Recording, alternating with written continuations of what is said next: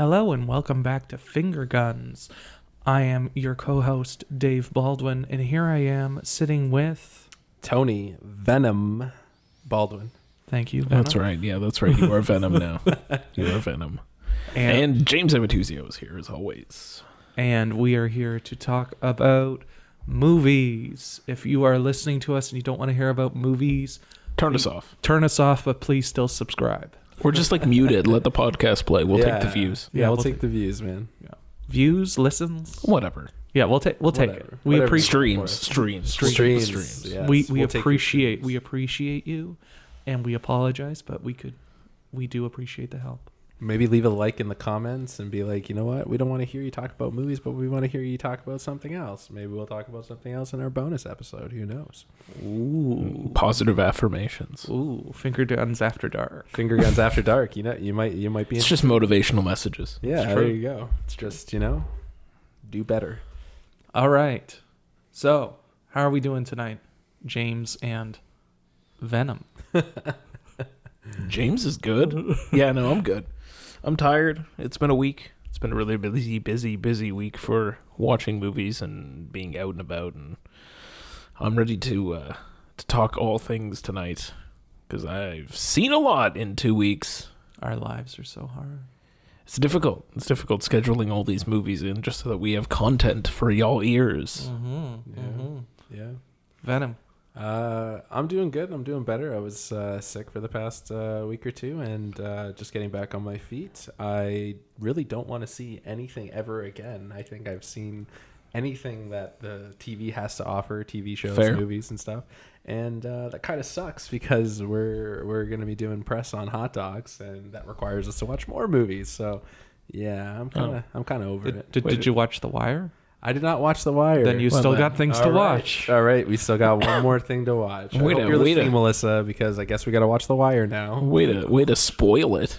Way to spoil our press coverage for hot dogs regularly. Oh my god! Man, spoiler alert! I did not realize that we're going to do a grand old surprise about this. Oh, I mean, you were here before we started recording, and that's what we discussed. Well, if you watched the episode before this, or what do you mean watch? I mean, if you listen to the episode before this, we actually say that we're going to be talking about hot dogs. Yeah, but you confirmed that we're press. Well, this was big news. This was big news. All right, so we're going to put a pin in that. Yeah, we'll come back. We're going to circle back. We'll circle back. We'll Tarantino it? We'll Tarantino it. Yeah. We'll revisit from the start. Exactly. All right. David, how are you doing, my man? I am surviving. Wow, that was really ominous. Wow, Always great. Surviving. Yeah. Well, we're doing real good. We're real good. Starting off on a good foot. I have a cough that won't go away. Yeah, it's welcome to my life, my friend. my son's been having a cough since January, and it never went away, and now my cough won't go away. Yeah, welcome to having a child. Yeah. You're just gonna constantly swamp germs until so one of you turns 18 and think it's him. Yeah, I'm looking forward to that. I bet you are. I bet you are.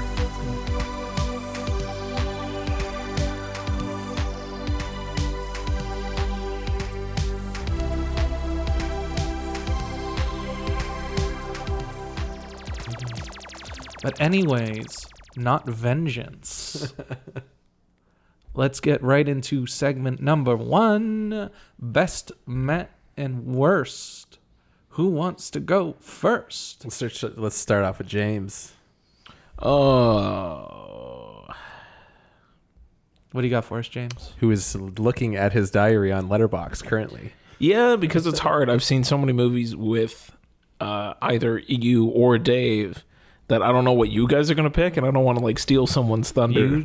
You do you. If you got to talk about 35mm Saturdays, it's all good with me, baby. Well, one of us has to talk about 35mm Saturdays. Dave and I are now 2 for 2 about going to see a movie in the 35mm print on a Saturday night with a starting time somewhere around 9 to 9:15. So the tradition continues. I have to find another one for next Saturday.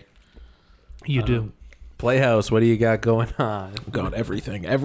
So on last Saturday we got to see Pulp Fiction in 35mm with a friend of the show, Josh Fumo, in attendance. Josh Fumo with Dave and I, and that was a real treat. It was something special to see that film that I've only ever seen either a DVD copy of or a Blu-ray copy of in the way it was intended to be seen on a large screen with a large crowd that was very into it, with sound cranked way above what it should have been. Everything sounded so fucking loud. And the print was in okay-ish condition. A few frames missing here and there. It was a print. Oh, it was. It certainly was on film.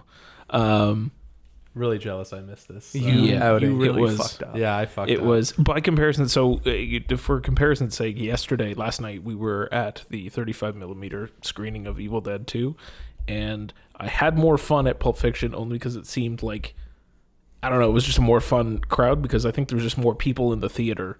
Yeah. It was a bigger spot than we were at for Evil Dead 2. But There were more normies there. It wasn't all film Twitter bros. yeah, exactly.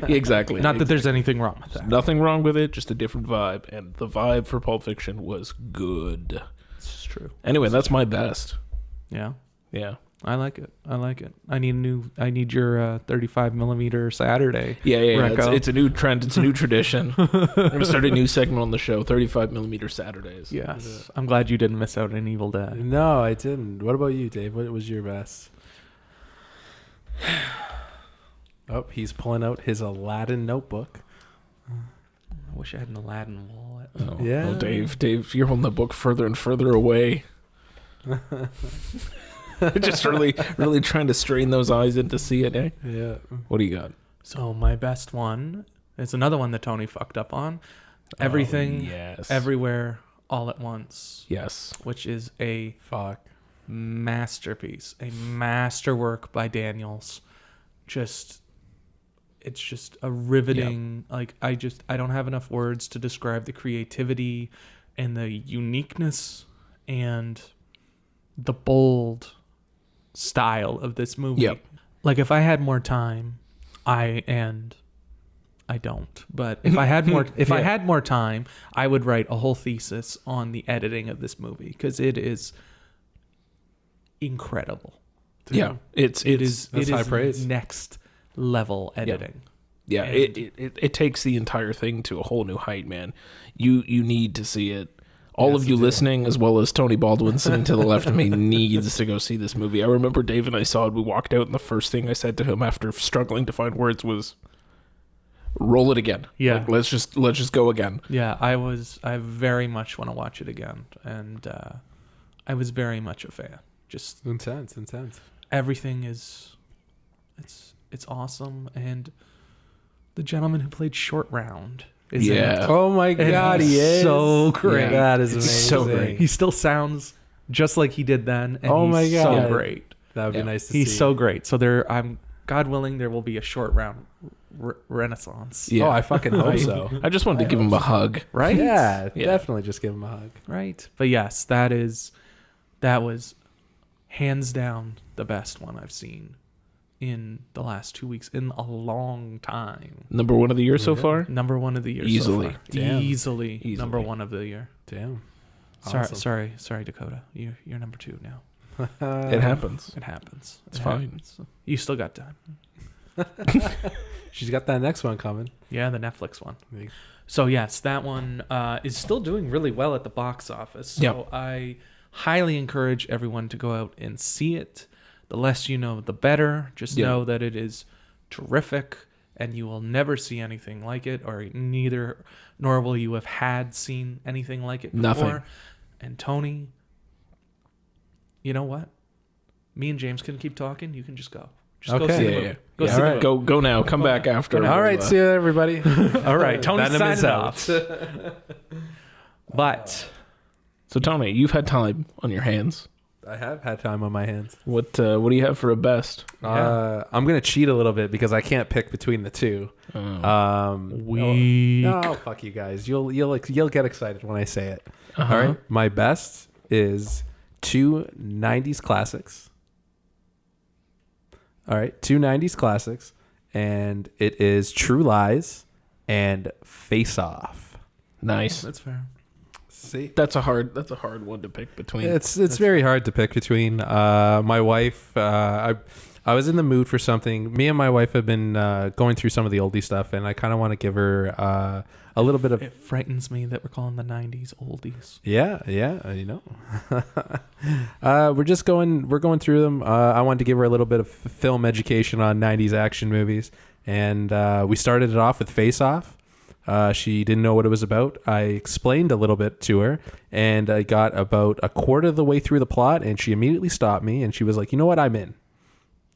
And seeing her reactions to this, and she's like, you didn't tell me this, you didn't tell me this. I was like, you cut me off. I couldn't fucking say anything. She was losing it. She was really, really losing it. She loved every minute of it. I think it's one of Nick Cage's best roles, to be honest with you.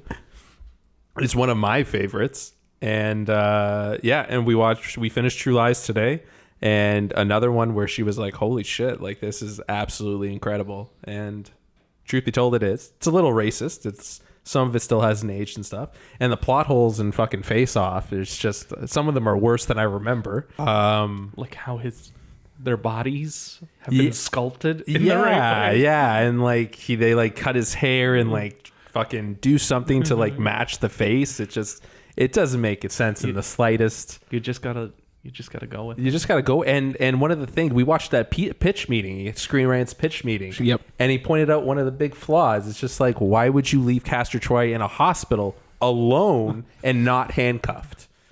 This guy is an international terrorist, and he's just chilling there, and they're expecting him never to wake up again. Yeah. Poor planning. You guys are saying these things to me. I've never seen Face Off. I've also never seen True Lies. All right, so we're going to continue this podcast, me and Dave, and you go the fuck home now and go watch both of them. You have homework now, my man. Am I literally just gonna sit here and just record the podcast? Yeah, it's just Dave now. This is the Dave hour. This is the Dave This hour. is Finger Guns with Dave. But anyways, I'm talking too much. You're not. You're yeah. not. It's fine. You liked those two movies, and you had two. Yeah, it was great.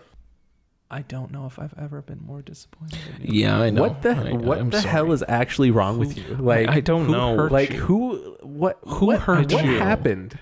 I don't know. This is right up there with Whip It had Oscar buzz. That's how upset I am. I know, but you know what the thing is? I can correct this. You can't correct Whip It's Oscar buzz. You know what? I'm still waiting for the Finger Guns bonus episode where we actually cover Whip It. Because what's gonna happen? It's gonna happen. Double bill with Rollerball. I'm fucking serious. Yeah. We're doing it. Yeah. We're watching Norman Jewison's Rollerball, not whatever. No, we are watching John McTiernan's LL Cool J led Rollerball. No. I'm putting my foot down. James, That's what it. That's the hard line. Is that all right? That's fair. My meh. Okay. So the next two are kind of themed. I've been going through my own personal little like Quentin Tarantino retrospective.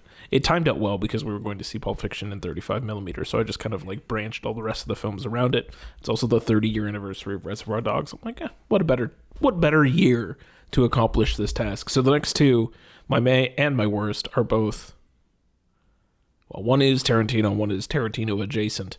So for May, I'm gonna go with Jackie Brown. I actually just watched it yesterday. What day is it today? Yeah, yesterday I finished it. I started at like 11 and finished at like 1 in the morning. So yeah, it's fucking long. Yeah. It's a meh, but not because I don't like, it's long. And the front half, like I know it's supposed to be, it's like the ultimate hangout movie and blah, blah, blah, blah. Fuck that. It's boring as shit for the first half. That's fair. There's like nothing going on. It's just people just fucking chilling. And that's fine if that's what you want to do. I mean, Chris Tucker gets his fucking face blown off. That's great. R.I.P. Chris Tucker. I was going to say, doesn't Chris Tucker die? Yeah, Chris Tucker dies. That's the most exciting part way ever. Yeah, too. that's the most exciting part of the first half of the movie. But like the rest of it is just kind of getting set up for the second half of the movie, which ends up being the heist and like the trial run and the full blown payback and people double crossing everybody else and fucking this guy's playing against this guy. I love the work. It's great, but you have to get there. Like if the entire movie was the second half of that movie, gold. It would be fucking aces. It's Tarantino doing what he can do best, which is like craft a very well thought out plot and movie, and it works. And the way that it's shot, it works. The first half is just like, it loses me. I'm just bored, more or less. Just kind of waiting for it to get going. Although I could watch chicks with guns all day. Well, yeah, Obviously, definitely. obviously. And also, I could just listen to Samuel L. Jackson say "motherfucker" all day with his fucking his tiny braided little goatee and his long braided back hair. Michael Keaton's in that movie, isn't he? Yep. He sure is. Damn. Robert Forster, Pam Yeah. Grier, Oh, Bridget what Fonda. what a cast! Robert De great Niro. cast. Yeah.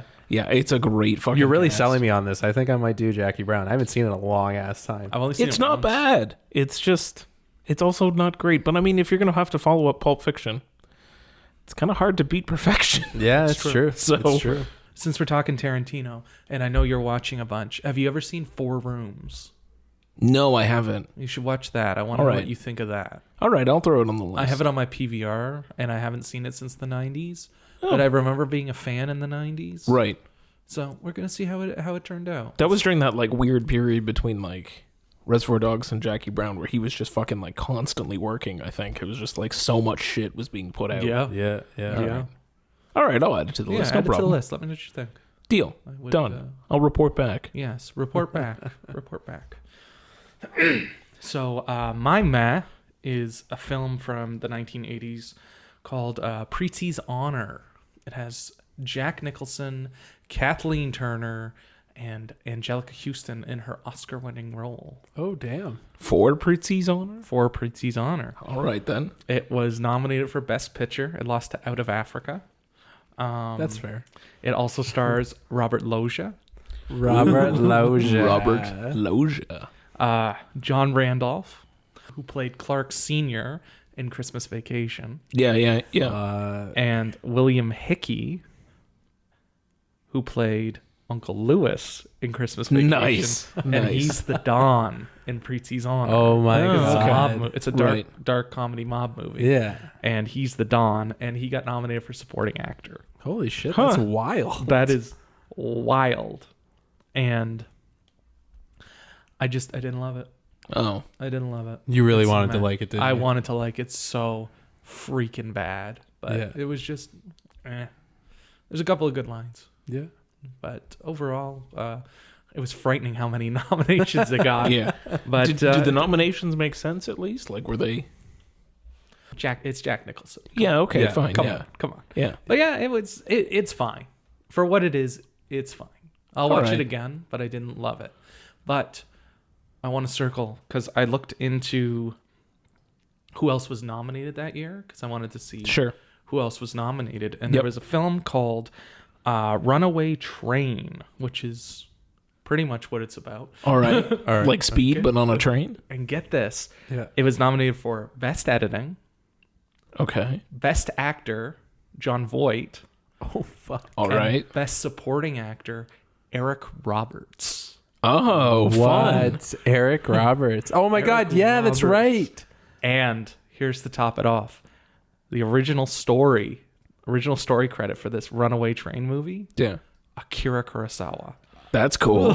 That's fucking cool. Man, I'm sold on this Runaway Train. All right, I'm in. Let's fucking do it. I have no idea what this movie is, but I'm just like, Eric Roberts got nominated for an Oscar. I remember he did Okay. get a nomination. It was so fucking random too. Okay.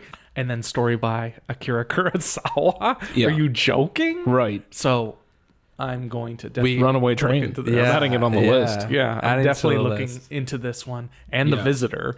Oh, my yeah. God, The Visitor. The Visitor. That That's- shit looks fucking but- wild too. Tony, hit us. All right, so my meh is an old TIFF movie that I saw. I'm pretty sure we saw it together. I'm not sure if you were around, but you definitely were around, Dave. It's a movie called Mr. Right. Oh, I love that movie. Yeah. Have you seen it since we saw it at TIFF? No. Okay, so it's dog shit. Well, remember- it was closing night. That makes Wait, sense. wait, hang on. You just said the movie's dog shit and it's ending up in meh? What on earth is your worst? Buddy, wait until you hear my worst. But I shouldn't say that Mr. Right was dog shit. It was just in comparison to what I thought, like this movie was like top 5 for me that year. And I remember loving it. I remember it was the last movie that we saw that festival. It was the closing night movie, and it was the movie that we closed out TIFF on.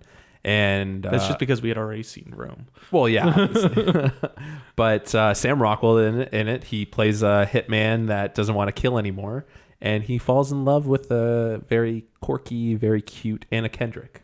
Oh, And yeah, She's a manic pixie dream girl. right. Yeah, and it just if you watch it and you picture the movie without Sam Rockwell in it, the movie does not work at all.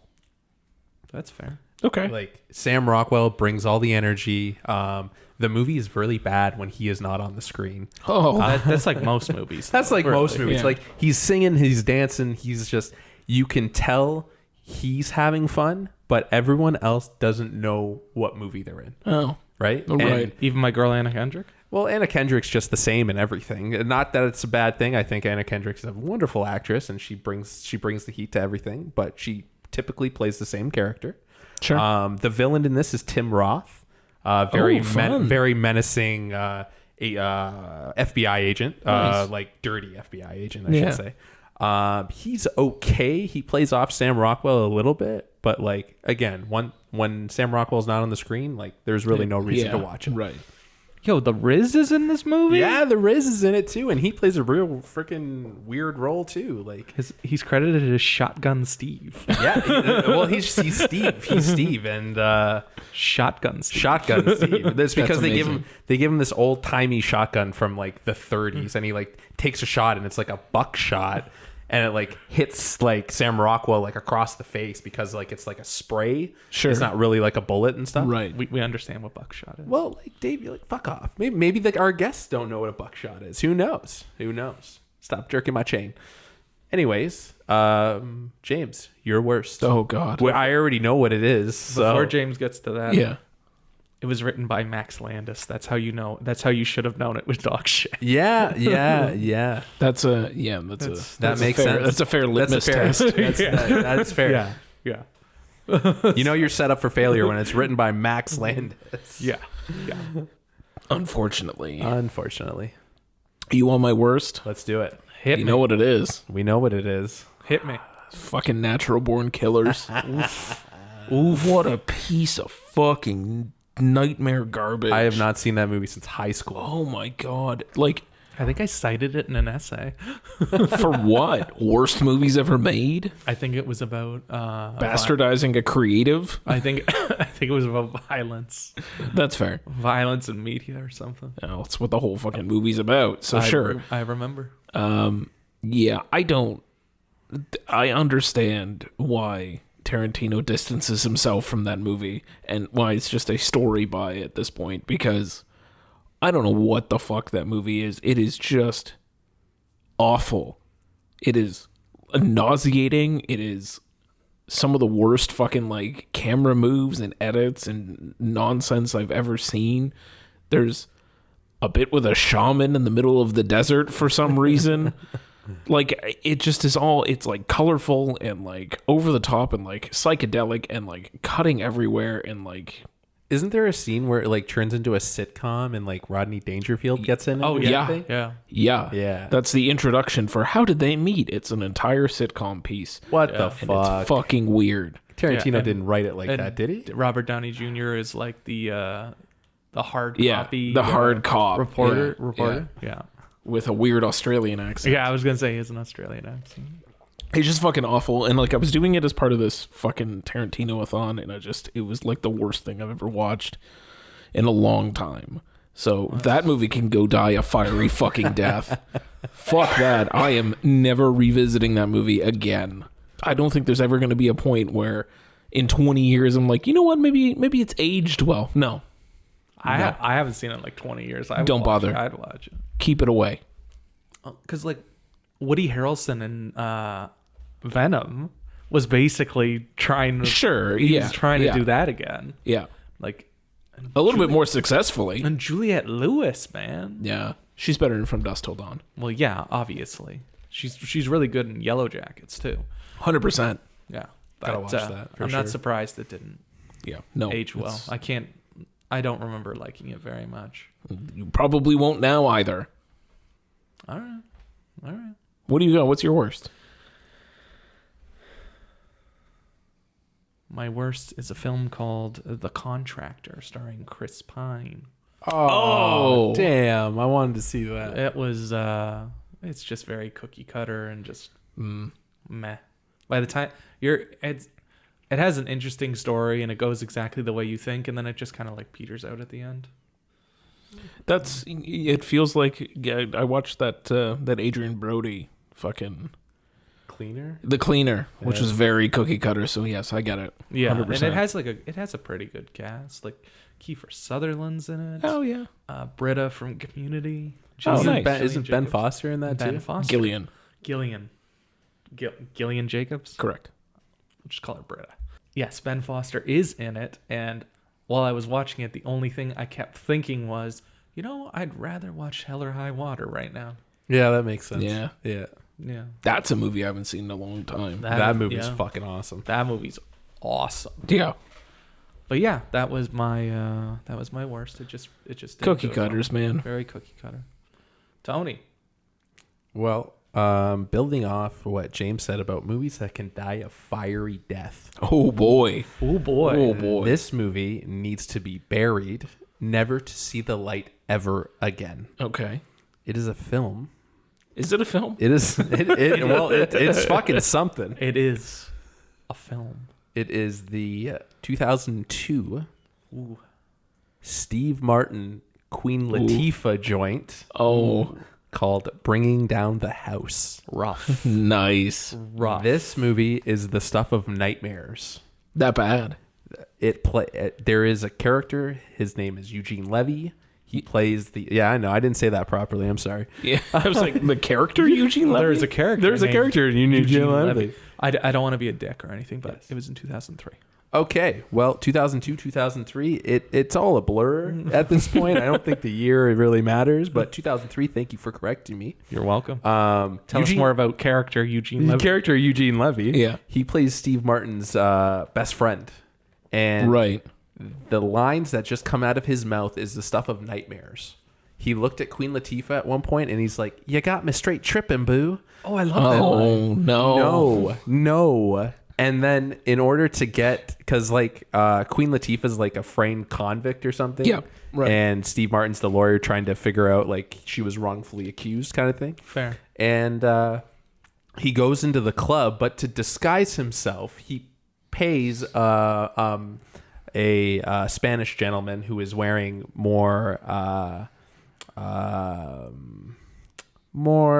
relaxed clothing than he is, because he comes in a suit and everything. So he gets like his like jeans. He has like one leg up. He has like a do-rag around his head, a fucking FUBU jersey on, and he just goes full wankster in the thing. And it is so offensive. And Is that even a word anymore? Do we still Oh, say that yeah, word? we can still say wankster.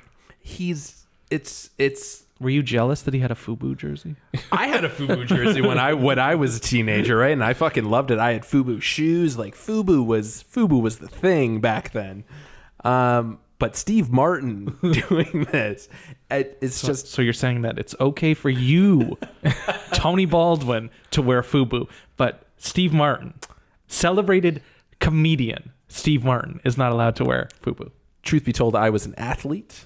I wore FUBU basketball things to basketball basketball events. I did not wear that in public. You don't know what Steve Martin does on the weekends? That's true. You don't. Either way, I think we're getting sidetracked by the obvious Shop thing. Girl. Come on, man. Yeah, it's just bad. He's hosted the Oscars. And like Queen Latifah's like so downplayed for just because she's Queen Latifah. Queen Latifah. Sure. So she's more gangsterish and she's written off as gangsterish.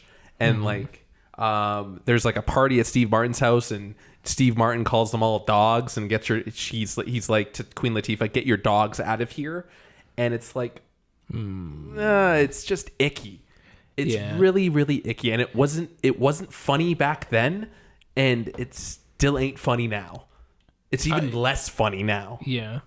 I mean, it might have been funny back then, but I'm wondering if it's one of those movies that just it's really dated, right? With like the humor towards black culture and like that whole thing. And I read a review online, and the guy was saying that Eugene Levy line has given him straight nightmares for years, and it still gives him some nightmares to this day. Opening weekend, $31 million. Yeah. Gross, $132 million. Yeah, homie. Yeah, that shit's good. It was that a product of its time. It was a product of his time. But literally every movie that's not written by African Americans or black filmmakers and writers, anytime white people try to joke about black people, it's always fucking awful. Yeah. It doesn't. It never works. It never works, and it never should work. No, it shouldn't. No, it shouldn't. It shouldn't. It shouldn't at all. And it was just so bad, and like I just wanted to turn it off because So why didn't you? Because like you know me, man. Like I like to get through the movie so I can log it on Letterboxd. So you can log it on Letterboxd. So I can voice my opinion on Letterboxd. You can all see my Letterboxd review. I was like, this movie needs to fucking die. Wow. Yeah. Harsh. Well, The Contractor wasn't that bad. It just was very cookie cutter. But I don't want to talk about any of those movies anymore. Done with it. Are we ready to start our evening? I want to speak about Robert Eggers, and I want to speak about the Northman. Let's set the mood in here. You know, let's get the fire going. We'll get our nice smoking jackets on. You want me to turn the lights off so we can have like the legit cinematography of Robert Eggers? Yeah, why are we not always lit in candlelight? And speaking in Old English. Yes. Old Norse. Why is this podcast not in Letterboxd? This podcast has subtitles. No, it doesn't. No. It's like every other fucking Robert Eggers movie. No subtitles, but it needs goddamn subtitles. Yeah. So I did I mean... Did you do a pro-con list? No. But I guess we should start with... The three of us haven't had the greatest experiences with Robert Eggers. And we kind of have like a love-hate relationship with this filmmaker. Very. I remember not liking The Witch when I first saw it. I know the three of us didn't really like The Lighthouse when we first saw it. And it still angers me. Almost as much as Quiche angers me. Dave fucking hates Quiche. Though I don't like Quiche. Though it was, say what you will about like, there's no such thing as bad press because the only fucking movie we talked about for the rest of TIFF was the fucking Lighthouse. It's true. We saw 50 movies-ish, but... we kept talking about the Lighthouse. Kept going back to the Lighthouse, and we saw the Lighthouse day one. Day one. But it seems like it's one of those things, too, where a lot of... Why'd you spill your beans? Well, I don't know why I spilled my beans, but it feels like a lot of... Why'd you spill your I beans? don't know. It feels like it's like a lot of... God damn it! It feels like it... It feels like... Spilling your beans? Yes. It feels like it's like one of... God, just go. Just say what you gotta say, buddy. What's you going? Right. It feels like one of those things where like critics seem to really like his movies. And we didn't, like, it didn't connect in the same way, but everyone was fucking online jizzing about The Witch. Everyone was fawning over The Lighthouse. And we left and we were just like, I'm not seeing it. Like, it's not connecting. So before we get into to the Northman, Tony and I revisited both The Witch and The Lighthouse. Dave, you got through The Witch. I did. Or The Vivitch, if we're with the correct pronunciation. And so... we'll take a little dive through from The Witch through to, and we're going to have Dave's raw, 2019 thoughts on The Lighthouse?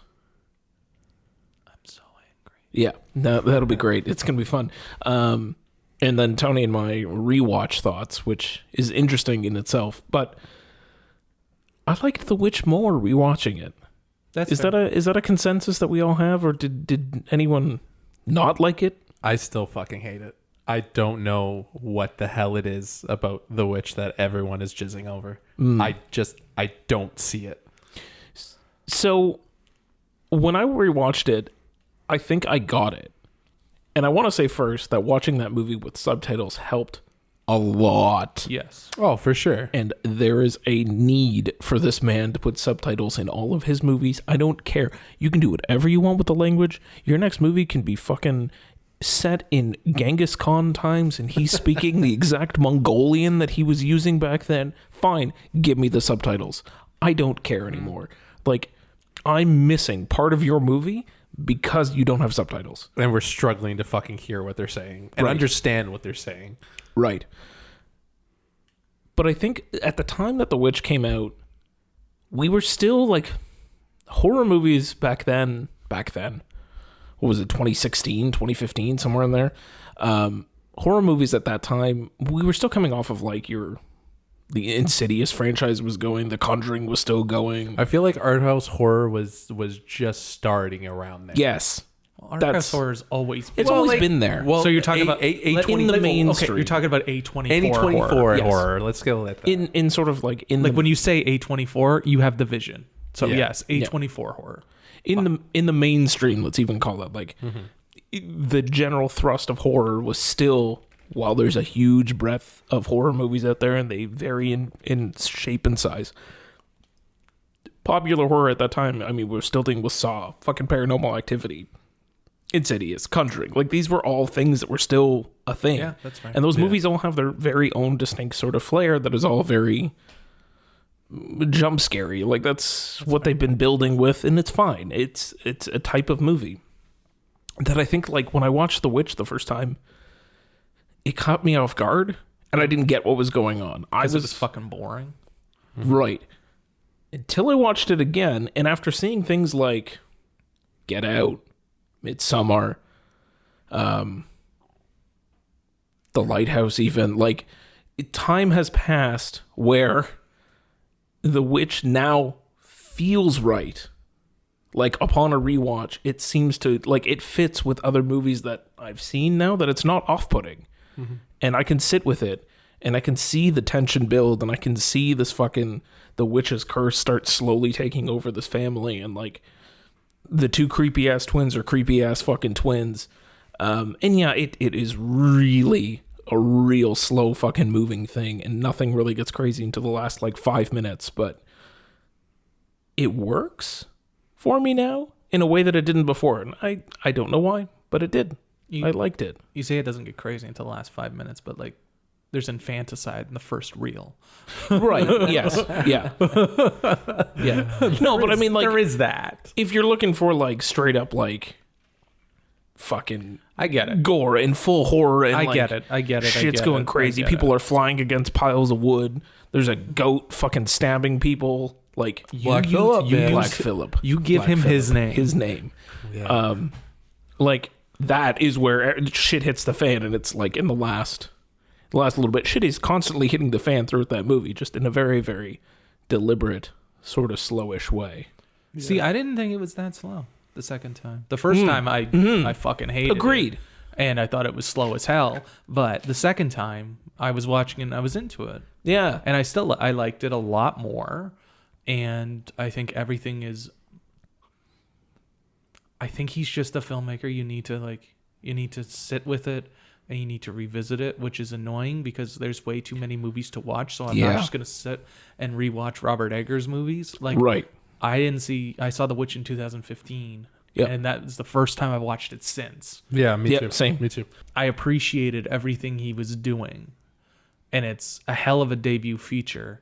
And Anya Taylor-Joy is very good in it. Everyone's very good in it. Very. The son is very good. I was Yeah. going to say the dad, the actor who played the dad was he was very, very good.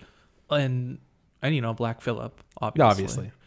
And Best goat in the business. Best Right. goat in the business for sure. right? Especially Wouldn't wanna after he hits him and he's like Yeah. Yeah, he's just frolicking around after he kicks him to the fucking wood. He's like, yeah, I just did that. Fuck I just you, did man. that. Fuck all y'all. Yeah. But yeah, I appreciated it a lot more, and I enjoyed it. I was supposed to be folding laundry, and I just straight up stopped? did, and I Yeah. just kept watching. Yeah. So, It's I enjoyed it a lot more, so I will give it a little more respect than I previously did. Yeah. Something I didn't think about, and I kind of only learned recently is, and it'll play into like how we talk about sort of the rest of it, but I kind of alluded to Tony that there was something that like or maybe both of you, that there was something that I had learned that kind of like unlocked something for me for like the way that he shoots his movies. He shoots with the single camera. That's it. So like everything is so meticulous because it has to be. Like he's not getting multiple angles of coverage. He is shooting with one camera only all the time. And not proper lighting. And natural lighting only. Yeah. Well, what I feel with Eggers is the camera's a character almost.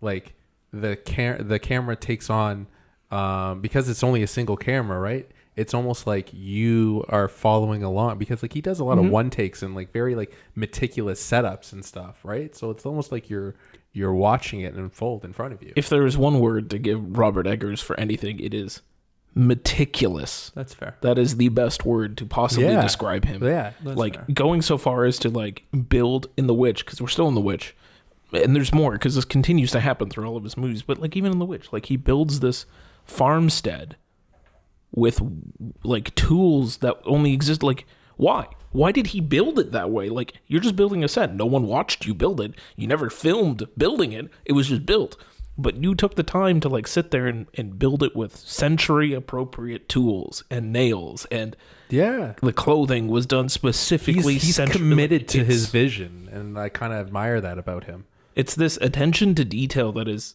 insane to me. Also, I found out he's an art nerd, so like That makes he's sense. really into art, and like a lot of times when he's talking about his movies, he references, like when he's setting up a shot, he's referencing like a certain painting or a style of painting by an artist, and he's like, that's how I want it to look. So the one scene that sticks out from The Witch to me is in that last 5 minutes where Anya Taylor-Joy comes back in after all the nonsense that's occurred outside, and she just puts her head on the table, and it looks like, yeah, you could have just painted that, hung it on the wall in a museum, and it's like a masterwork, because it's just like, it's beautifully composed, the light coming in is perfect, like.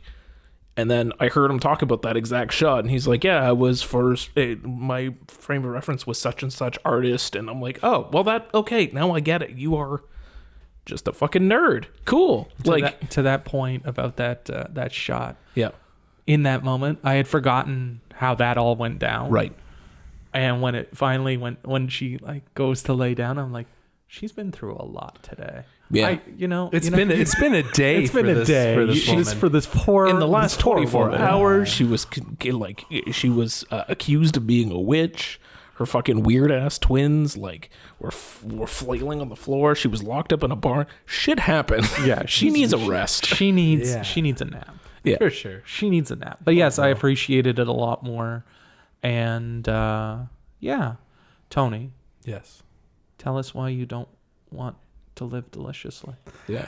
Honestly, like I give it a lot of flack for like the story just because I just wasn't interested in it, but like I do admire it a little bit better than I did back when I first saw it. Right. Like the music is absolutely outstanding. Like give me the fucking vinyl of that. I will play that anytime. It is so. That'd be creepy. I wouldn't say anytime. Maybe for a specific Halloween party. You're talking to the guy who listens to the Halloween soundtrack on repeat. Yeah, So Well, you're fucked. It's always Halloween at Tony's house. always Halloween at Tony's house. Calm down, Venom. But like the music in this, like creating the dread, that slow burn of horror, like really liked the music, and the cinematography is just next level. Yeah. He's committed to a vision. The camera work in that. Like you've already said, like you could literally take any shot in there and you could make it a painting. Yep. Like he is very committed to his vision and telling a story, and he wants it to look a certain way. You can tell this guy has a look, and when you see an Eggers movie, you know it's an Eggers movie. So let's drag that thread right into The Lighthouse. Yeah. The auteur, Robert Eggers. The Exactly. auteur, Robert Eggers. Fuck The Lighthouse. Oh my God. So, dragging it right into The Lighthouse, where, you're talking about something that you can tell is a Robert Eggers movie from the start. I remember sitting down to watch that. I remember the entire experience of our first viewing of that movie at TIFF, of going into theater number, I think it was 3. It was across the hall.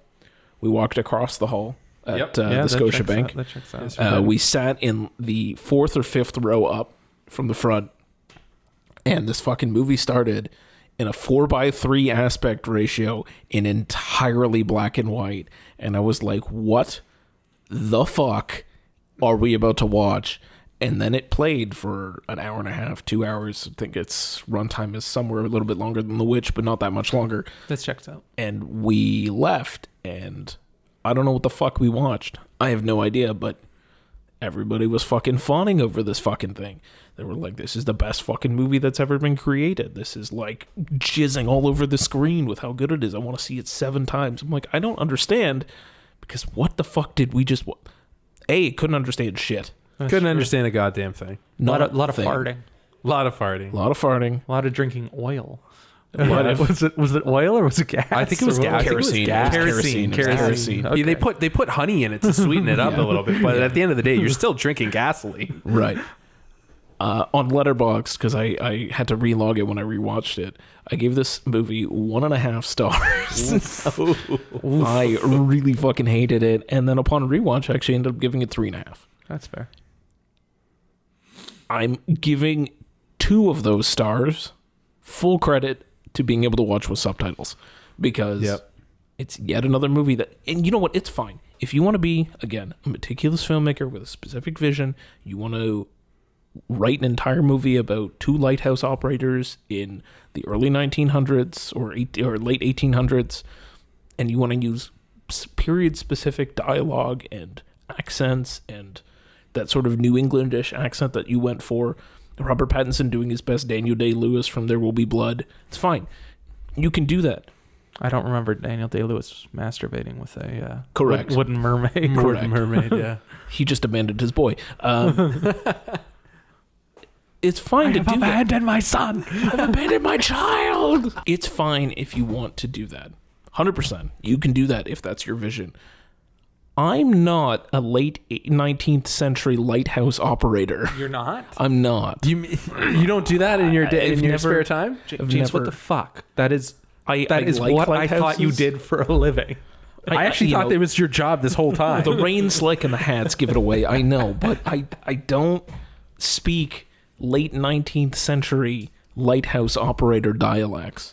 Neither does the rest of your audience. Throw some fucking subtitles on. It's fine. We literally spent that entire day at TIFF watching fucking subtitled movies. What's one more? It would have been fine and a little bit helpful so that I knew that what he said was, why just spill your beans instead of the beans? Like,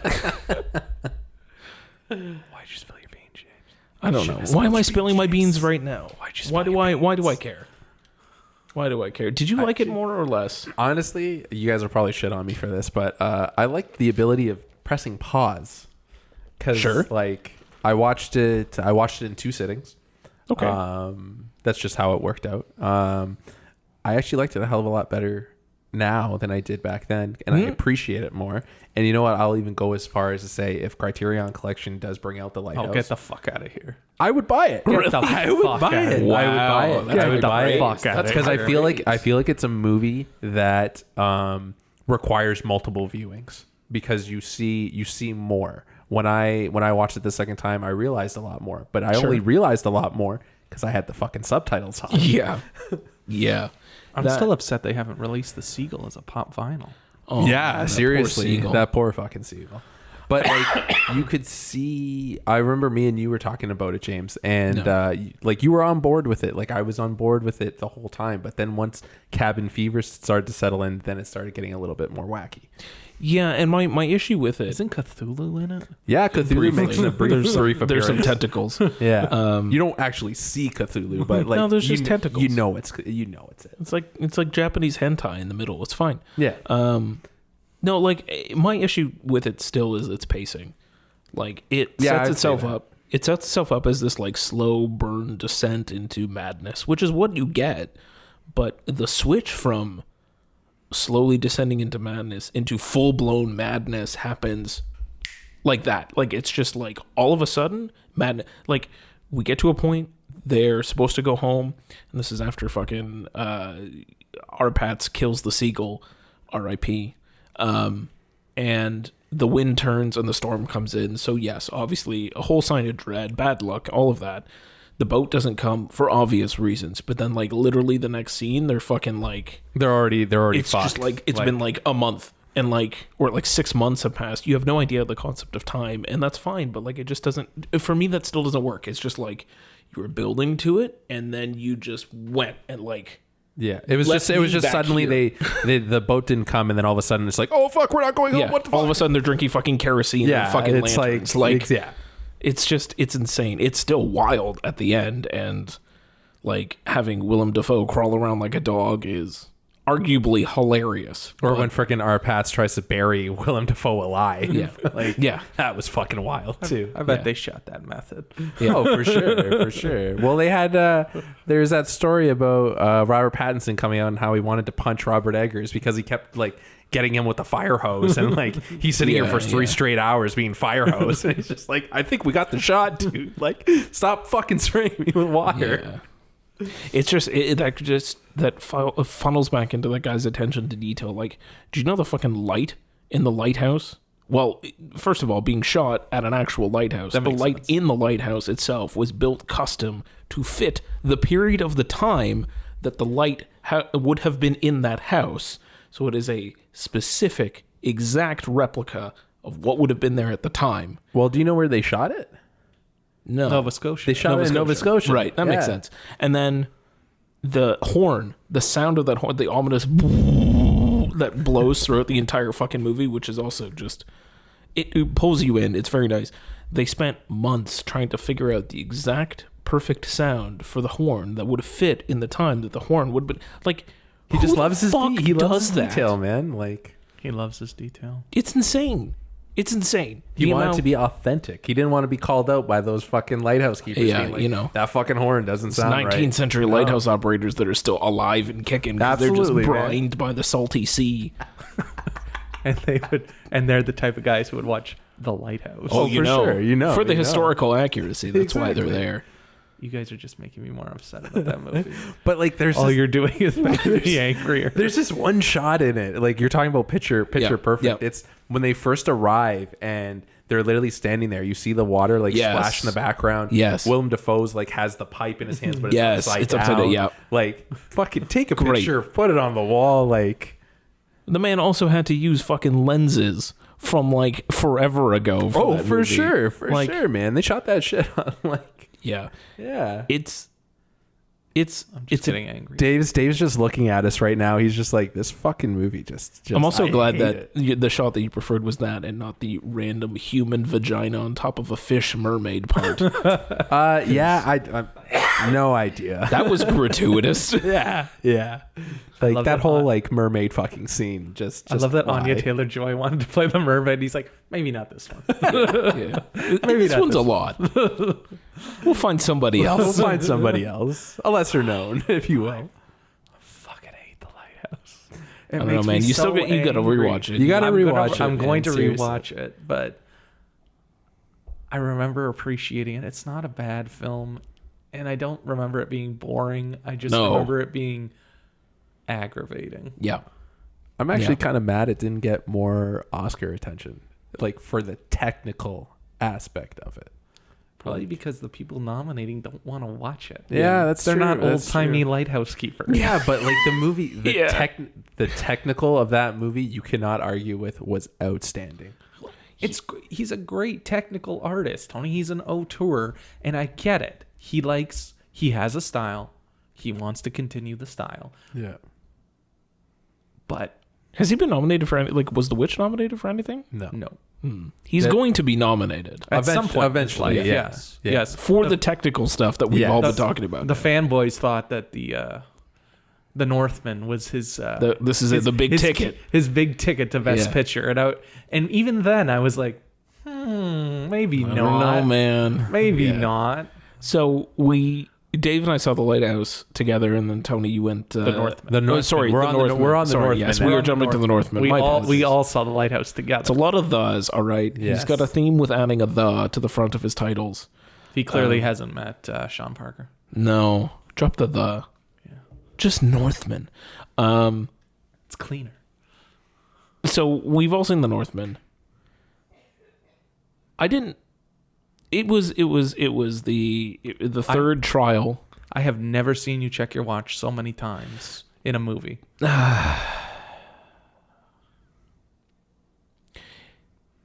I don't want to say I was bored, but man, this thing trucks along for a long running time, and you feel it. To me, I felt it. I don't know what it was that kept sucking me out, but I just felt it. And like I'm also wondering now if, after revisiting The Witch and after revisiting The Lighthouse, if this is going to be another one where I'm going to have to in a couple of years watch it again and probably love it. And it's just whatever it was on the first viewing didn't work for me. Well, we watched it at 10 o'clock at night. Yeah, that didn't help. That probably didn't help. That didn't help. See, I was smart and I saw it at 12:40 on a Saturday. Yeah, and I feel like it was the best decision of my life. Yeah, well, we have things to do. You clearly don't. All right. Well, It's I think the other part of it too is like, so first of all, it is Hamlet. Yeah. Very Shakespearean. Are we ringing a spoiler bell for this, or are we just going to let it go? My throat's a little messed up, so I'm not ringing no spoiler bell. I could do the spoiler bell if you want. Do you want the spoiler bell? If you really want, do we need to say that we're spoiling Hamlet? Yeah, It's not even Hamlet. It's what inspired Hamlet. Exactly. It is the original source material for Hamlet. Yeah.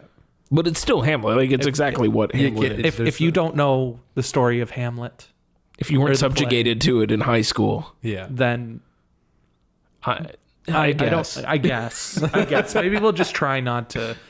We'll dance around some of them. I mean, it's also in the trailer too. Exactly what's going to happen. Yeah. We'll still dance around.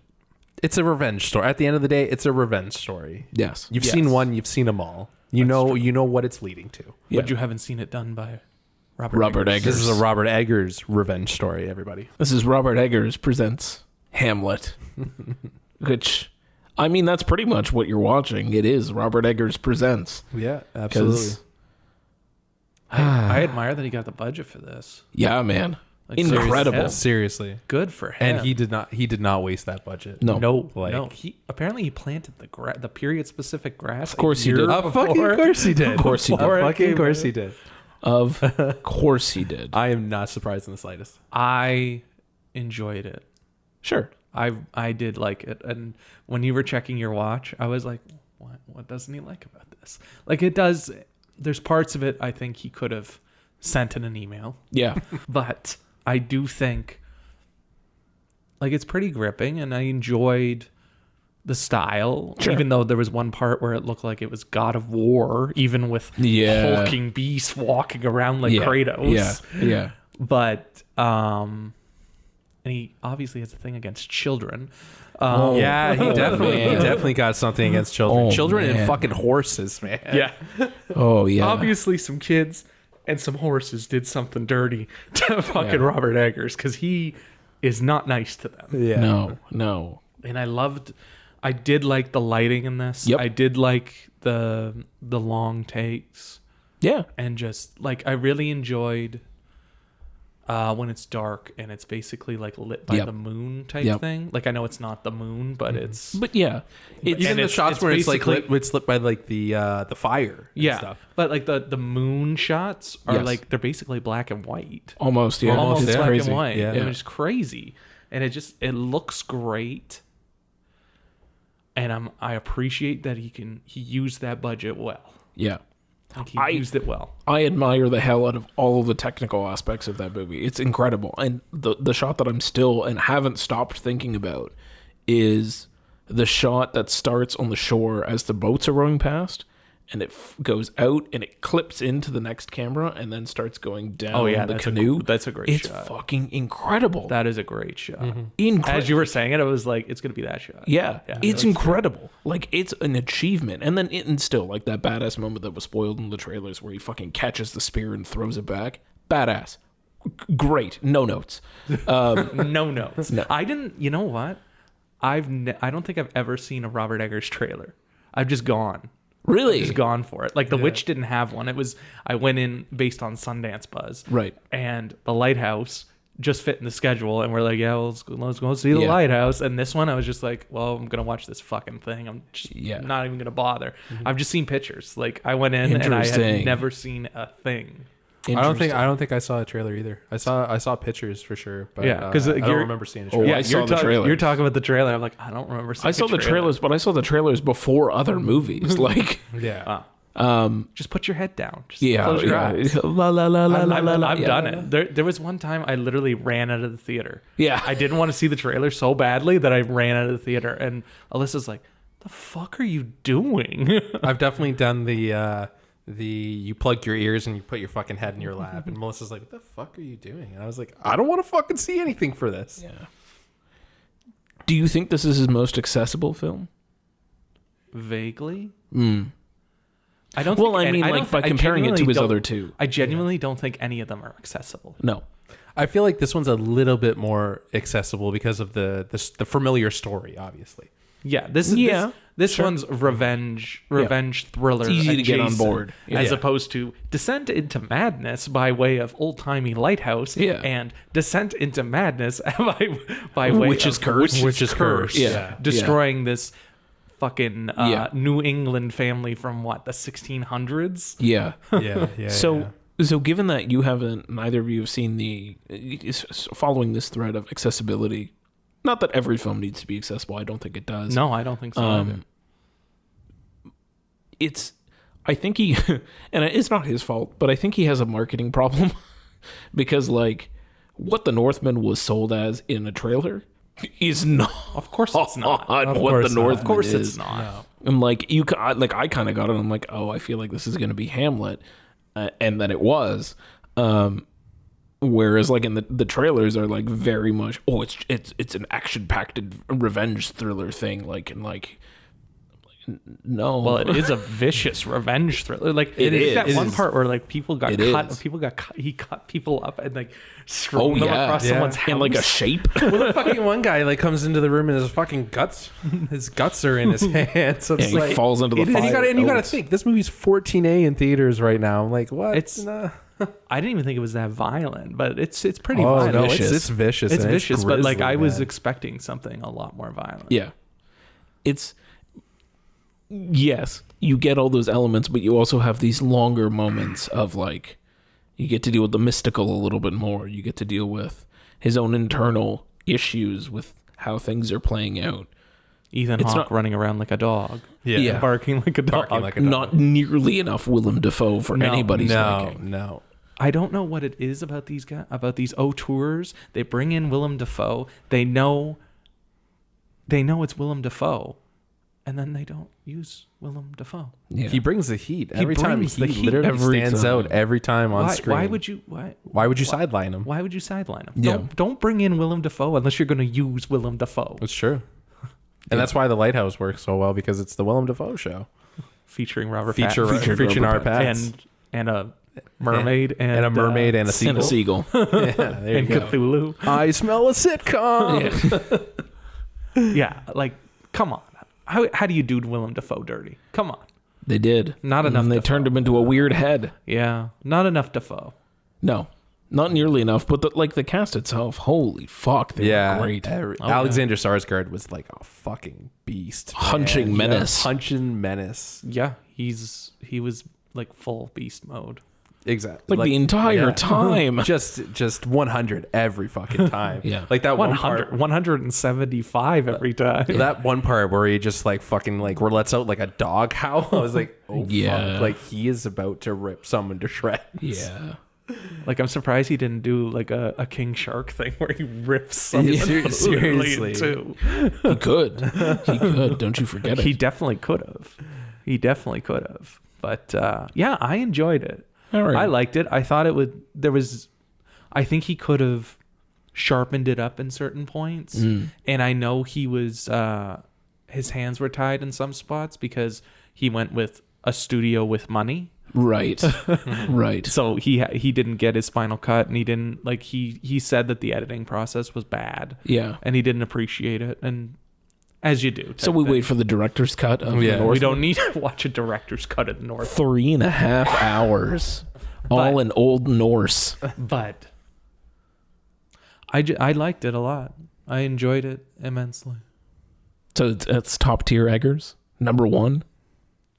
I think The Witch is still number one, or is now number one. But I enjoy it. It was the first time I've left an Eggers movie and been like, Yeah, I like that. I can agree with that. As opposed to The Witch, where I was like, oh, that was fucking boring, and fucking The Lighthouse, where I'm just like, What the fuck? I'm Just like- pure I'm- rage. I'm beast mode Alexander Skarsgård. I think my ranking is similar to yours. It's still The Witch, then The Northman, then The Lighthouse at the bottom, which is fine. I think it's fine. Tony's the other way. Tony's high praise for The Lighthouse. not enough dong for my liking. How needed much more- dong were you expecting? I was were you expecting an Were you expecting obnoxious everybody amount naked? of Like, what? dong. Just so much dong. Well, there's scenes where he's just like he's basically naked and he's fighting people Right. and that poor guy with the nose, that guy can't catch a break. Lost his nose to young Amleth, and then gets an entire sword plunged through it by old Amleth. Spoiler alert. Like just whatever. There was yeah. I just and like the volcano fight. Yeah. That was glorious. Okay, like I saw that volcano fight and I was like, give me more. I don't know why the whole movie wasn't just this volcano. In a volcano. The entire thing takes place inside a volcano. And I know it's on purpose, but the Beowulf it felt Beowulfy as well. Yeah, definitely. Like I can see where certain elements are coming from, and it's just like, oh, okay, I see how it's all connecting. Yeah. And like I can appreciate that, and I also went in prepped for something that wasn't an action thriller. Right. So I wasn't Right. disappointed in that at all. Yeah. No. It had everything you wanted from Robert Eggers. It was meticulous again, down to the minute detail that you were watching, down to the clothing that they were wearing, The grass. Or not down to the grass or not wearing, yeah. down to like, Old Norse songs, which, by the way, talking about soundtracks I want all Old Norse throat singing. I need the Northman on vinyl. I like that throat singing's making a comeback. This and Doom. Yeah, man. Throat singing's back, and it's coming back in a big way. That score was absolutely incredible too. Like It was a good score. that was a very really good. good score. A lot of great technicals. I just genuinely, I think I would have adored it if it was a pinch shorter. Yep. Yeah, I'd agree. I'd agree If it with was that. if it was tighter, I think I would have adored it. I think that's what did me into. It was just like it was late and it was dragging at points, which is fine. It had to slow down and had to do it exactly what it had to do, but there was just scenes and it was just like, what the fuck? Like, let's get on with it. Like, I know where we're going, and I think that's part of my problem too. Is like once I immediately figured out that it was Hamlet, I'm like, well, I know exactly how this needs to play out now. So let's just get this fucking going. And it didn't want to, and it was unrealistic expectations on my part. So I will watch it again. I think the problem was you went in with the expectation that it would be more traditional. Possibly. And that it wasn't. You didn't go in with expectation of, it's a fucking Robert a Eggers fucking movie. Robert Well, I went in with the Yeah. expectations of it being a Robert Eggers film, and I was not disappointed. As I said, from a technical perspective, I was not disappointed at all. That is 100% what I got. It's true. It is everything that you could possibly want, except better lit. That is fair. He fixed his lighting. You can understand the characters a touch better. Okay, Smidge, so a talking smidge. about that, because I asked Dave already, and I saw some stuff floating around on Twitter about the amount of ADR apparently that ended up going in at the very end of the process. Yeah, did you notice? Yeah, it? I noticed. Okay. I noticed a lot. Yeah. Especially There's a when couple of parts. Sarsgaard's back is turned. You could tell like it was like ADR for sure. It's not Evil Dead workshed. Yeah, it's, yeah. It's there's still parts of it that are noticeable, and I feel like you got what you you paid for, guys. You don't need the extra ADR. Yeah. I think it was just like they were a little scared that they put in that much money, and they're like, oh, he made the movie that he wanted to make. He made a Robert Eggers movie. He made a Robert Eggers movie, not this is gonna be. See, the studio had the same thoughts that I had. They were like, they were expecting Hamlet, and instead they got Robert Eggers presents Hamlet. Yeah. Because I still can't believe they ponied up the money for it. Crazy. Like Nuts. It's not gonna make it It's back. no, it it's won't. not. And they had it's to sad. know it wasn't going to. They had to have. I really hope that they did, and that they just were like, you know what? Fuck it. Robert Eggers, here's $70 million. Go fucking make this thing. Yeah. 70 to 90, whatever it was. Yeah, and he said that he's never gonna make a traditional like modern set movie, No. which is fine. You do Just you. fine. Just He's a like- nerd. Like It's you fine. Like you guys said, just throw in some subtitles for us. please. Yes. Just Yeah. throw the subtitles. I don't care. Like, you You could know- have done this entire movie in old Scandinavian and just, as long think as it you would've worked subtitled better. it, I would have been fine. I think it would have worked better. That's the next version he's gonna ADR the entire movie. in Scandinavia. yeah. Like, at least he'd have an excuse to have subtitles. It's true. Yeah. Like, Yeah. if Mel Gibson can do it, the fucking Robert Eggers could do it. Yeah. Very true. That man did an entire thing in old Aramaic. Yeah.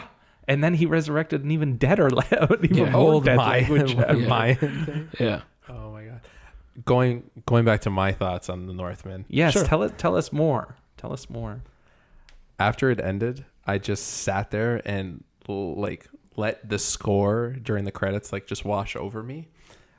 Honestly, I was into it the whole time. I was enthralled by the world. I'm big on Shakespeare. I really like Shakespeare stuff. Hamlet is one of my favorite plays that he's ever done. So Well, he's got some new stuff coming down the pipe. yeah, you never know. He's got some new Yeah. stuff. He's like Tupac. He's Tupac. got He some just keeps- unreleased he just stuff. keeps coming back. He just keeps coming back. Old manuscripts they found. And I saw it by myself, which was a terrible idea because I was pretty pissed that I was reacting to it and looking over to my shoulder and no one was there. And looking at my other thing and the guy's like fumbling with his phone. I'm just like, come on, man. Like, I absolutely adored it. So it's your number one of the year. It is. It's up there. It's up there for up sure. there. It's up there for sure. High praise. High praise. I really liked it, and as soon as it was over, I wanted to watch it again. Wow, that is exceedingly high praise. That end scene in the volcano was poetic. Like, it was picture perfect poetic. Like, the first act, I was like, holy shit, what the fuck is happening? What is going on? Sure. I was just gonna like George Lucas did it first. It was something else. I went in there expecting Robert Eggers, and I came out of it and I was again alone and probably crazy to other people, and I just kept going to myself. I was like, fucking Eggers, man. Like, fucking guy. Yeah. He is something else, and I admire it about him. And he does what he wants. He has his own specific style. He's making movies that he wants to make. And The Northman was just like, it was almost like the way I said it to Melissa. It was like his three movies are like a 3-course meal. So you got The Witch was like an appetizer, right? Trying to just give you a taste of what he can do, right? And then I would say The Lighthouse was like the salad, maybe? Like The salad. you got your antipasto. Like, I'm thinking of it. You got your antipasto, you got your salad, and then you got your main course. And The Northman is the main course. And it was everything that he was leading up to. And I'm giving this movie high praise, and I know I'll probably get flack from both of you for the rest of my life. I'm not saying that. I'm on your side. It's in the not sense whip it. that- It's not whip it, Tony. Yeah, I'm not. I don't want Robert Eggers to stop. No, I don't. I don't want. He is telling original. Well, he's not. He's getting source material, but it's original. It's original content, and he's telling stories that aren't cookie cutter stories. It's not a fucking comic book movie. It's not a fucking book adaptation. It's Robert Eggers being Robert Eggers. Well, I mean, Technically, it's an adaptation. it's an adaptation, but he's putting his own 100%. spin on it. Yeah, no. Right? As we are referring to him as an auteur. Yes. I do not want him to stop. I don't want studios to stop funding him. I don't want him to have to go down the fucking rabbit hole of like Moonfall, where you got to fucking like raise your own capital in order to make your shit. And I Like, don't want him getting lost on streaming services, making a Netflix movie or a fucking something for a streaming service. I don't want him to do that. I know Yeah. it might. I know like everything's leading to streaming. I know it'll eventually happen. I want him to end up wherever he can get the money, where they just leave him alone. Exactly. Where they just like, here's your budget, go make whatever you want. Yeah, something a little more palatable budget-wise. Maybe not a $90 million. No, like a mid tier, 40 or 50 Viking million epic. dollar. Yeah. Yeah. That's fine. And like, just keep making them, because like at the end of the day, regardless of whether you are fine with the plot or the way that the movie plays out or not, whether you're a huge fan of The Lighthouse or you loathe it like Quiche, there's something special happening with what he's doing, whether you're seeing it from the technical side or just as the entire encompassing thing. Like, it just needs to continue. I'm here to give him another shot, even though this was my third shot. He gets one more. And that's funny because at the end of The Lighthouse, we all looked at each other and we're like, you know what? He gets one more. Yeah. Yeah. He bought himself one extra try with the Northman. If The Lighthouse is a salad, you can fucking toss the salad. You son of a bitch. The Lighthouse is a salad. No, you know what? The Lighthouse is not the salad. You toss that salad. The Lighthouse is the pasta dish. You toss that Man, pasta. he's got to put out like 6 more fucking movies to complete your goddamn meal. Jesus. You just need a 4-course meal, man. You got your salad. You know what?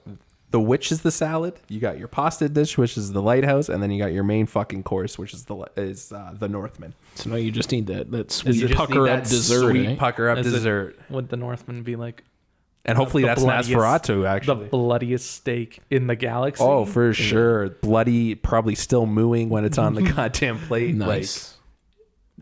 I don't think he's making Nosferatu. I think they said that it's off. Oh, that's unfortunate, man. That's really unfortunate. But apparently they're cutting Dracula movies left and right. Yeah, nobody likes yeah. Dracula. Apparently he had Dracula, a Rasputin miniseries on the go as well.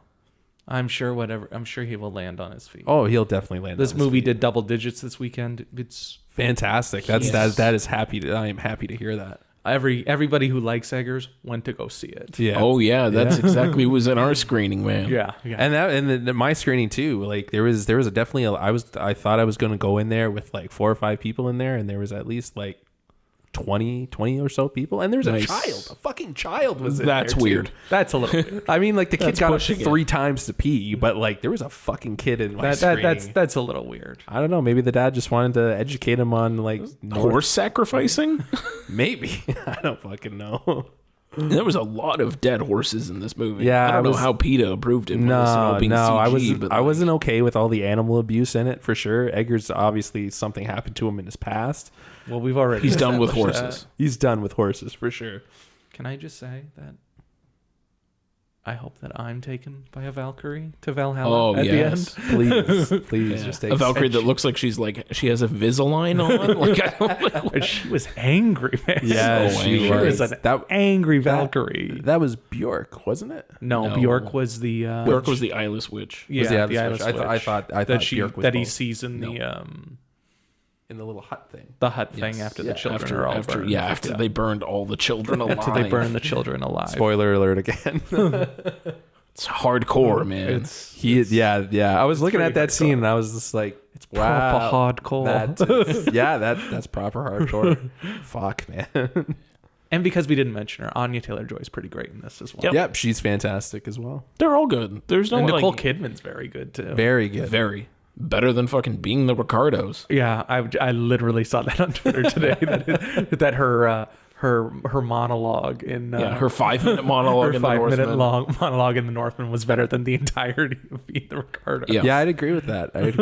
No, she's very good. The entire cast is very, very good in this. I want to bark like a dog with Ethan Hawke.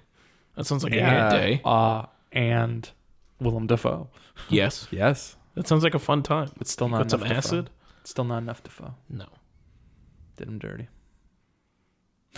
But yeah, I think that's a pretty solid recommend, but different varying opinions. Yeah. You'll all have to On let us all know. of Eggers' filmography. You'll all have to Exactly. let us know what you feel about Robert Eggers. Yes.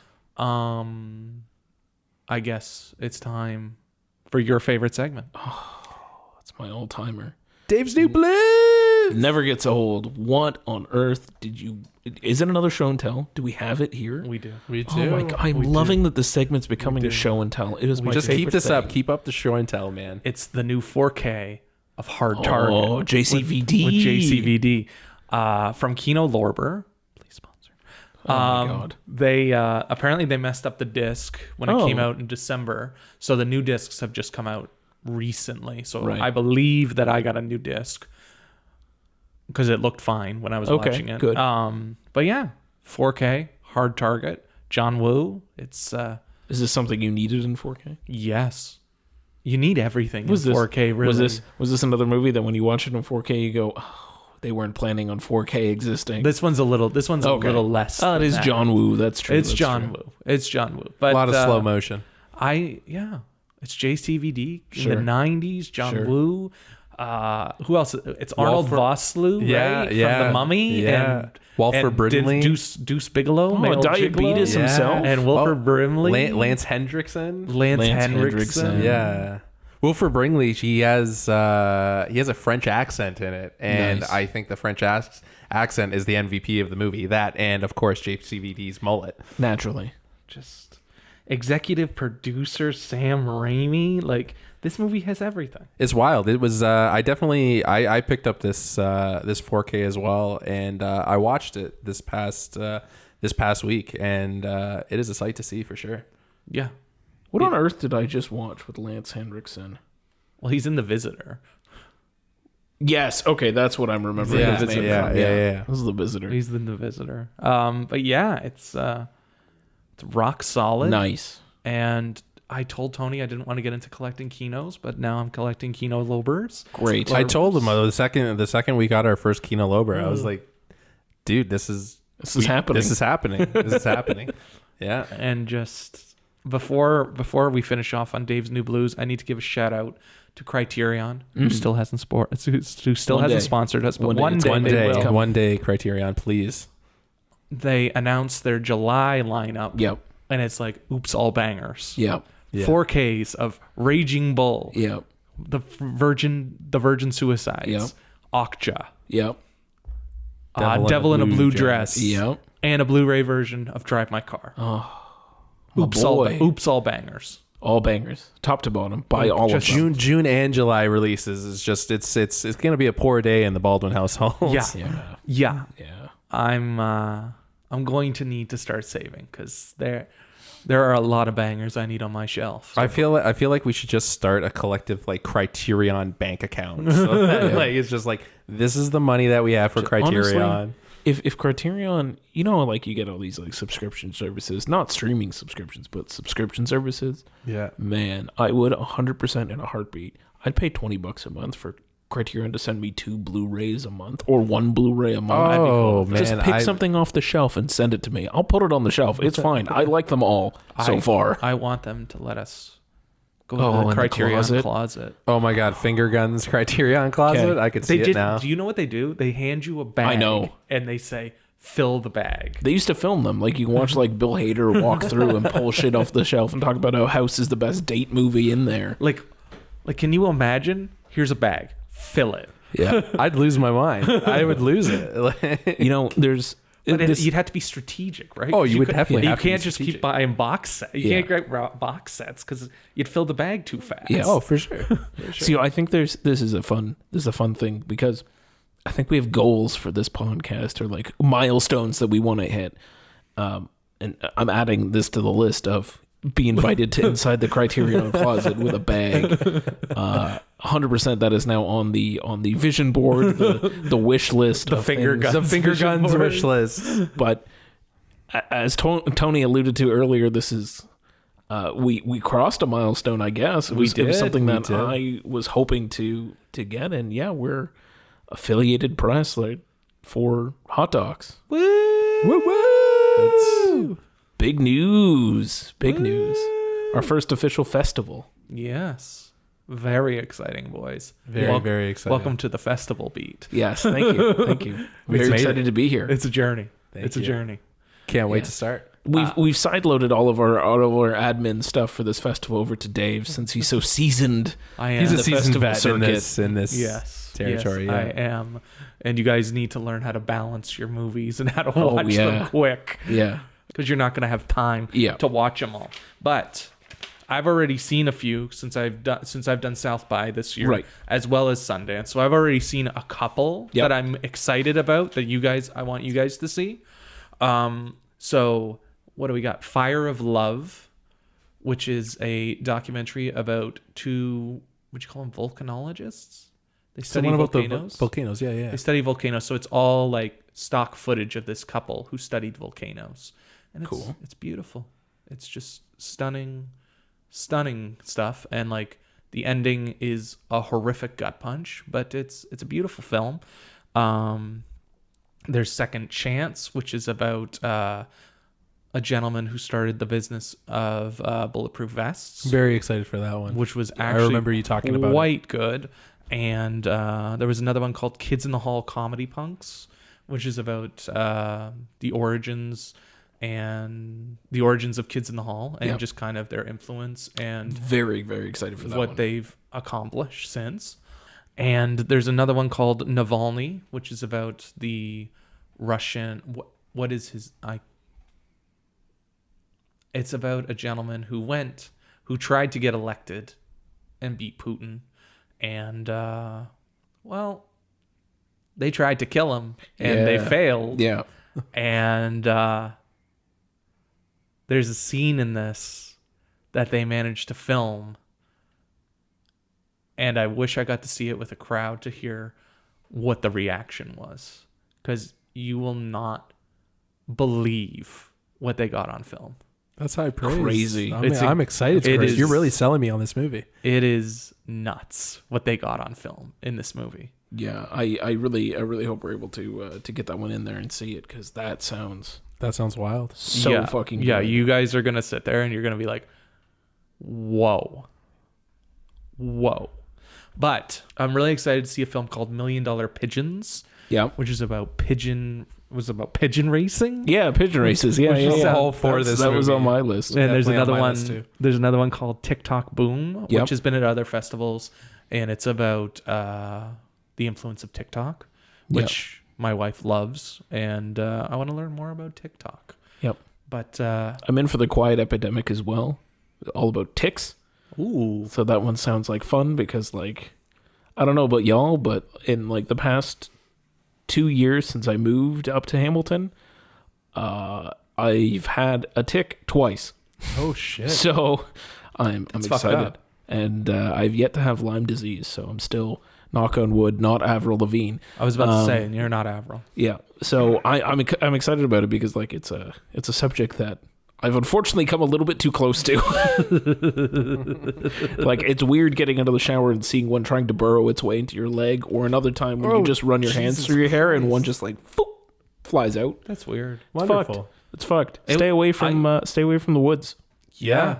Yeah. Yeah, That's why I don't go camping. I would be frightened about the one in the shower because, like, I wouldn't be able to see it without my glasses. Yeah, man. That would be Yeah. fucked up. I just saw something on my leg that looked like a pimple, and I'm like, I don't remember having a pimple there. And then I was like, oh no, and just like flicked it out. And yeah, Jesus. thankfully it didn't like bite in yet. But That is terrifying. yeah, it's fucking terrifying. Ticks are no joke. Yeah, No joke. no joke. Anyway, that's why that one's on my list. I'm very excited to see that one. Yeah. What do you got, Tony? I have Art of Silence, which is a documentary about Marcel Moreau. Oh. Yeah, and his life. That one's pretty. I'm pretty stoked for that one, and I'm stoked for Still Working 9 to 5, the documentary about the 9 to 5 movie with Dolly Parton. Yeah. I've seen that one. That one's pretty good. Yeah, I'm pretty stoked. I'm for a that big one, Dolly too. fan, so yeah, I'm in with you. Yeah. I'm excited. Apparently, they've changed it since South by, so I'm excited to watch. Nice. Yeah, I saw that. Nice, Yeah, nice. yeah. That'll be cool to see. Yeah. And I'm excited for this other one. I'm just looking it up right now. Well, you do that. I'm just going to throw in yeah, Riotsville, totally. USA. Because that one, again, just a timely topic. What's it about? It's about a small like training camp. That's kind of like a little city. It's a training ground where police learn riot tactics. And like how that obviously applies to police being fucked for everything that they do. I should clarify, I'm coming out on like an all cops are bad side of things because, anyway, fuck the police. So anyway, I'm interested to see that because apparently like these tactics that's been around since like the 60s are still being used, which just boggles my mind. We're not in the 60s anymore. Like, let's update the tactics. So anyway, yeah, someone's on my list. The last one that I'm excited for is Bernie Langell wants to know what happened to Bernie Langell, and it's a classic whodunit. It's about a guy who is trying to uncover the shocking and unusual circumstances around his grandfather's death. Oh. And he's like, I think he's revisiting a cold case. Like I said, it's a whodunit mystery kind of thing, and it sounds fucking wild, and I'm pretty excited for it. Nice. That's a really solid list. Yeah. All around. Yeah. So hopefully we'll have a couple of reviews for you and a couple of thoughts over the next episode or two. Yep. Until then, I hope you enjoyed listening. Make sure you subscribe. Follow us on Letterboxd and on Twitter and wherever you want to hear more thoughts about movies, because obviously we have nothing else to talk about. Yeah. But my name is Dave. My name is Tony. I'm James. Go see the fucking Northman. Yeah, Yeah. 100%. Yeah. Yeah. There's nothing else to even add there. Yeah. You're not vengeance. No, That's he's okay. Venom. I'm Venom now. So I'm gonna embody Venom. I'm glad we Yeah. clarified that. Yeah. Okay. Yeah. Okay. We can put the vengeance to bed. Thank God. So since I'm putting the vengeance is sleeping. Since we're putting vengeance to sleep, No. maybe we can just we're doing No, we're not doing it. It's No, fair as I'm fair. sorry. I'm sorry. Fair is fair. I'm sorry. All right, then in 2 weeks, somebody's gonna make an appearance, and his name is Vengeance.